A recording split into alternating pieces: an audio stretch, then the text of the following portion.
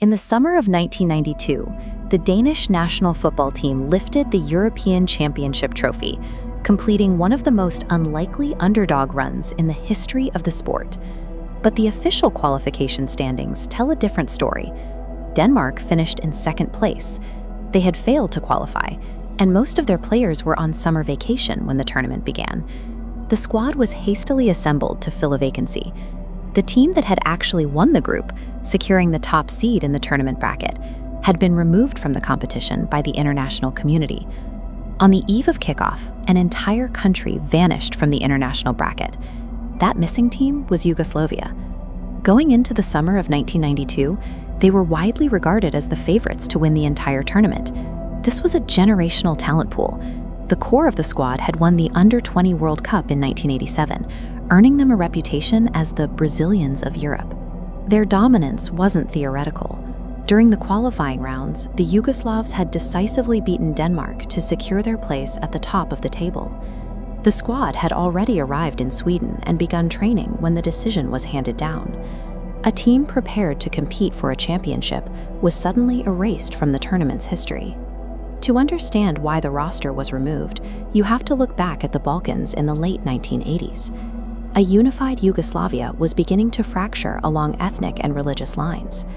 These tensions reached a breaking point on May 13, 1990, at a match between Dinamo Zagreb and Red Star Belgrade. A massive riot broke out in the stadium. During the chaos, Dinamo Zagreb's captain, Zvonimir Boban, retaliated against a police officer who was assaulting a supporter, an act that turned the footballer into a nationalist icon in Croatia.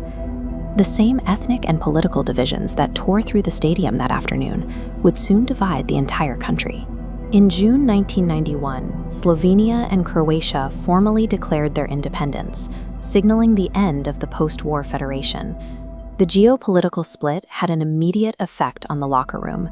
Croatian and Slovenian stars were forced to sever their ties with the Yugoslav national team. By the spring of 1992, the conflict escalated into the Bosnian War. The escalating violence culminated in the devastating siege of Sarajevo, a city that would endure years of constant shelling. The national team's manager, Ivica Osim, was from Sarajevo. 19 days before the tournament was set to begin, he resigned, stating that his country no longer deserved to play.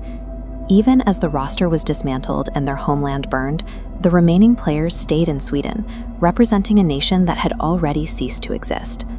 On May 30, 1992, the international community intervened. The United Nations Security Council passed Resolution 757, imposing severe sanctions on Yugoslavia. The document specifically targeting international sporting competition. FIFA and UEFA enforced the mandate on May 31st. Days before their first match, Yugoslavia was officially expelled. The players were stranded in a Swedish airport for 10 hours. Denied their chance to play, they waited for a flight that would take them back into the center of a war zone.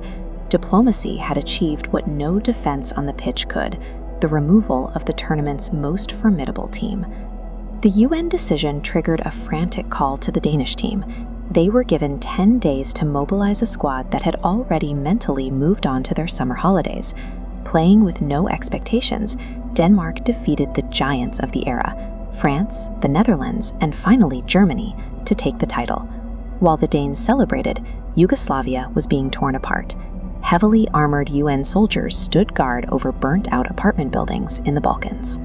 In the summer of 1992, Europe's most uplifting sporting miracle played out alongside its most violent conflict since the Second World War. The players from that original Yugoslav squad went on to win Champions League titles and dominate elite club football across the continent.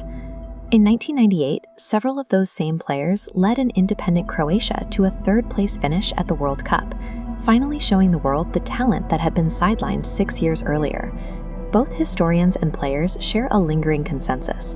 An intact Yugoslav team would have been the favorite to win in 1992. It remains one of the great dilemmas of the sport. If a tragedy hadn't removed the most talented team of its era, would Denmark's miracle have ever happened?